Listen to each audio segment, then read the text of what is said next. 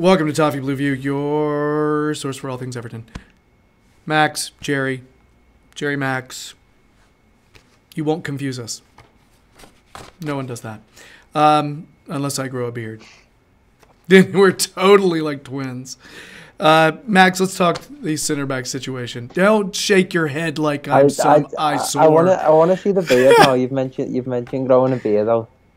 I've had it. I had it during when I was in film school. I had the mandatory beard for a film student. Yes. Yeah, man. That's a thing. Oy. Well, right now I'm a little stubbly.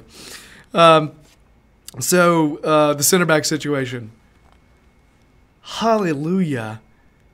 We have three really good center backs. All right. It's bliss. What is this world? We're loving it. Clearly, right now, Jags and Holgate are probably more on the periphery, and I don't even have flashbacks to Ashley Williams anymore. It's wonderful. I still say Holgate is still a good young center back, and will eventually get there. It's a bummer that he's been pushed so far down. But he made some big mistakes when he was playing earlier. West Ham game, that West Ham game. Yeah. You know. Yeah, and it just I saw him a few times. You know, it's just. But Keane, Zouma, Mina. Yeah. So we have three starters who will probably play together when closing out games. We could see that you can see that trend beginning now.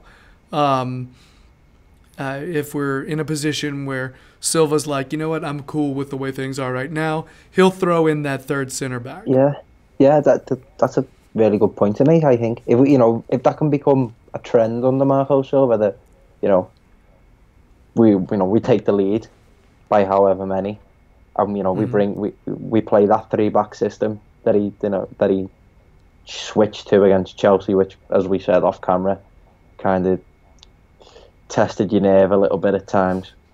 Yeah. But credit to him, he wanted to showcase his flexibility as a manager, and he's certainly doing that. Yeah. As soon as I saw Jags going in, I did what everybody else did, and it was like that.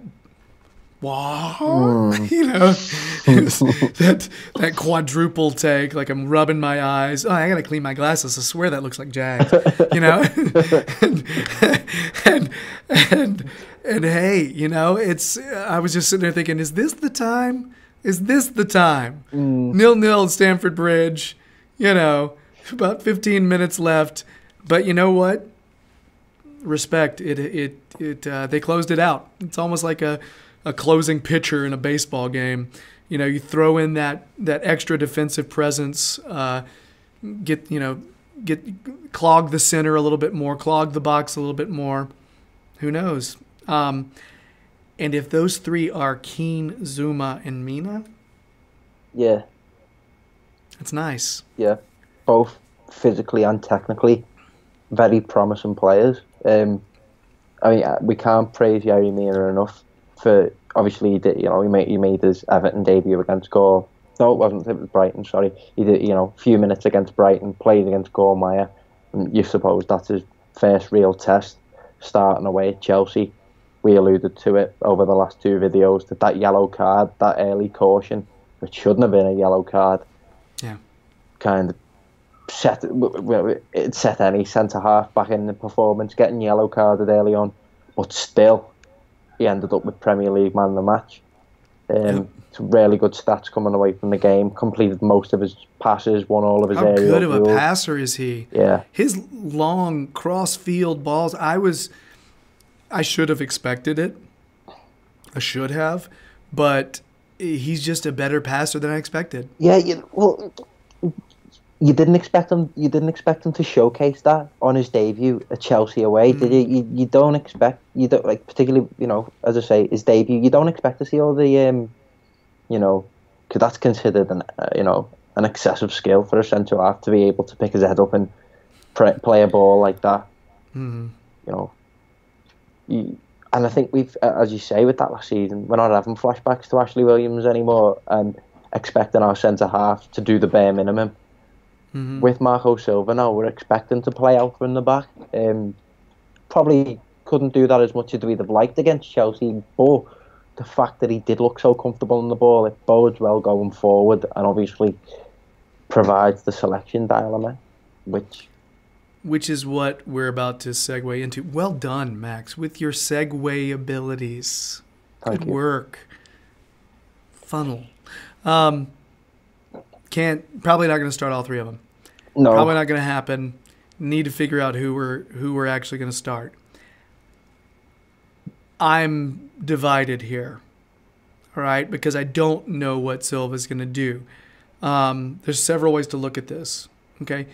Keane and Zouma had a good partnership before this game. Zouma hasn't done anything wrong to merit being benched yet. You know what I mean? He's looked strong. Keane hasn't done anything to merit being benched yet. Which is good. You know, both those guys with that partnership. So does Silva sit there and think, I go back to what was happening before? It's a judgment call, isn't it? You know, exactly. Big judgment. Shout out to Tom, who was on the show from every now and again. I was talking about it with him last night over text, and I personally would just roll with Keane and Mina for the Cardiff game that's next up after the international break. I just think Mina played so well, and Keane obviously is on the up. Obviously, he's got that England call-up. Marco Silva said in detail about how he's just a completely different player from who he was when Marco Silva first took over. His confidence is high now. He's learning Marco Silva's philosophy of football. You know, he seems to have taken to it. And he seems to be this expansive centre-half that we thought we were getting when we paid 30-odd million or whatever it was from Burnley. So, predicated off that, the reason why I laughed before when you were saying, he hasn't done anything to credit being benched. None of them have. Yeah. Keane, Mina, Zouma, they don't merit being benched. A good point that was made to me, because I always said I wanted to roll with Zouma and Mina eventually, with Zouma being the lone player. That my point is, you get your worth out of them, you milk them for every... I remember that. I was actually going to mention that. And I had me turned by Dave when Dave said to me on the podcast, I can't remember when it was now, but he said, with Mina being that permanent signing, put that faith in him and plan for the long term. And you don't remember? I think I said that. Oh, I apologize.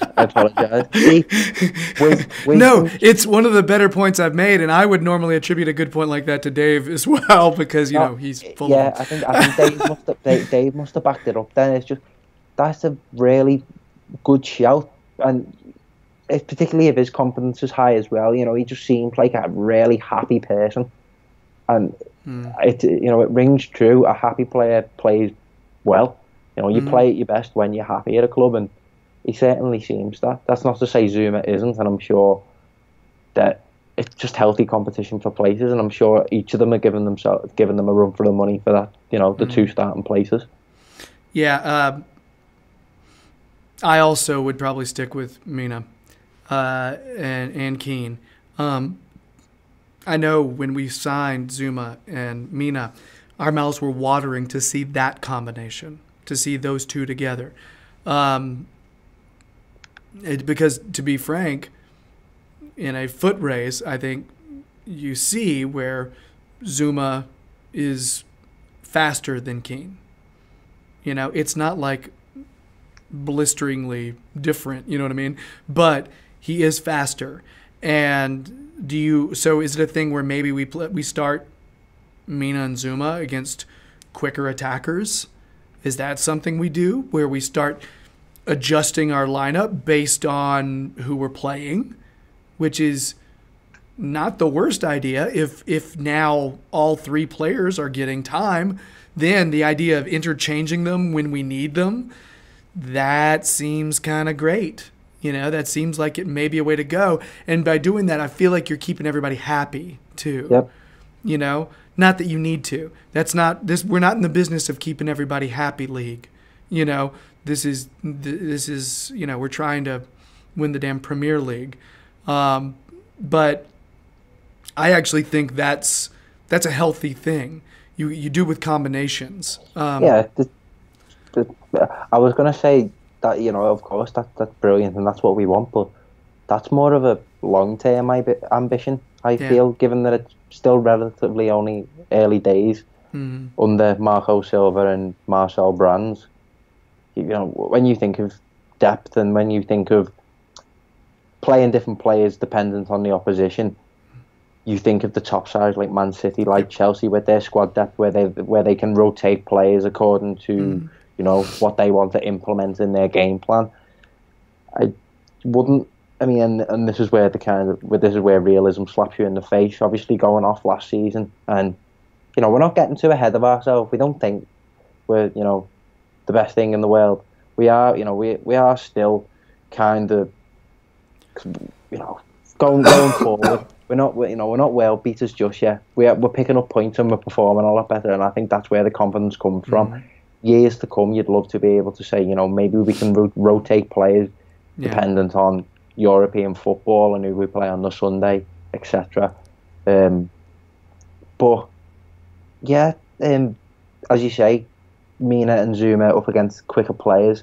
I've become a real big fan of how Michael Keane's on the ball displays have improved his over like time. One-on-one defending has been strong.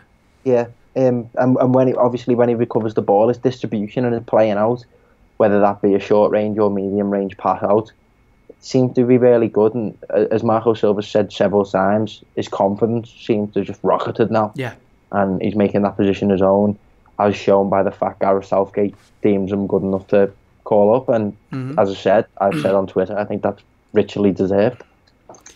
Yeah, it's been several times this season when I see some speedy winger, you know, and the right back is not in position, and that speedy winger starts trying to round the corner, and Keane has come over to help, and he's trying to contain, and he effectively does so.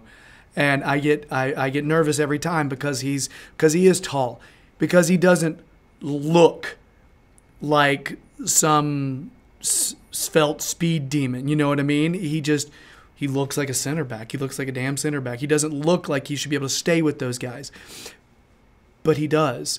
He is contained. He is shut down. I've been very impressed with him over this little good run.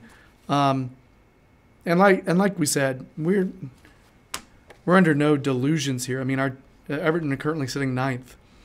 You know, but it's what having a squad is like. These are the things. This is what it, you know. This is what it feels like. You know, good players sit the bench.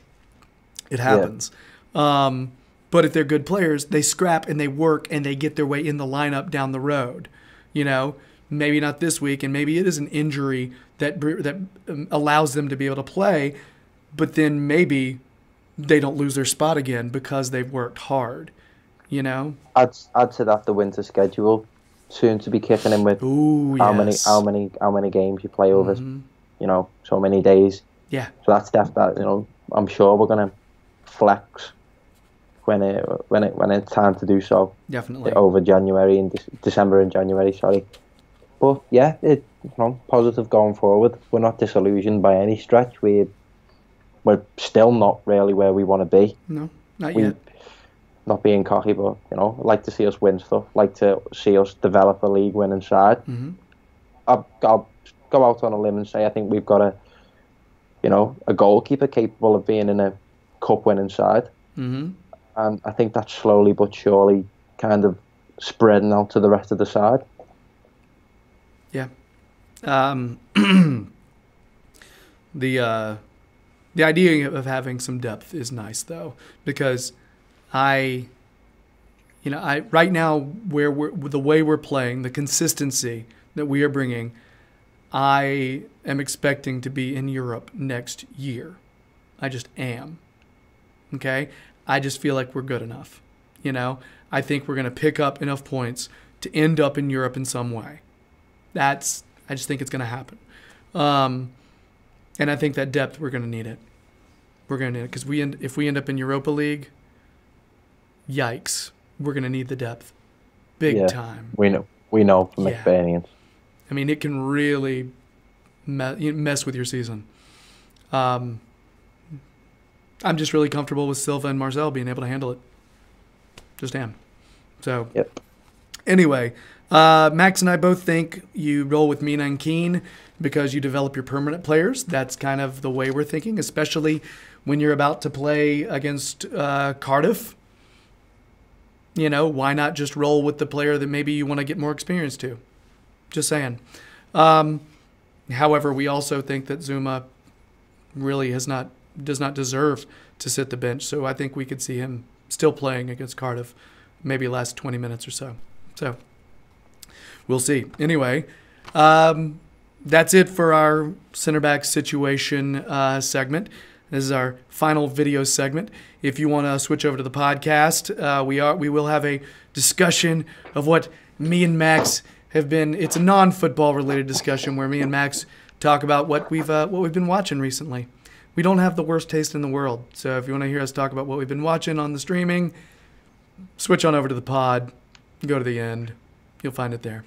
In the meantime, if you've been digging our videos, please subscribe to the Toffee Blues YouTube channel.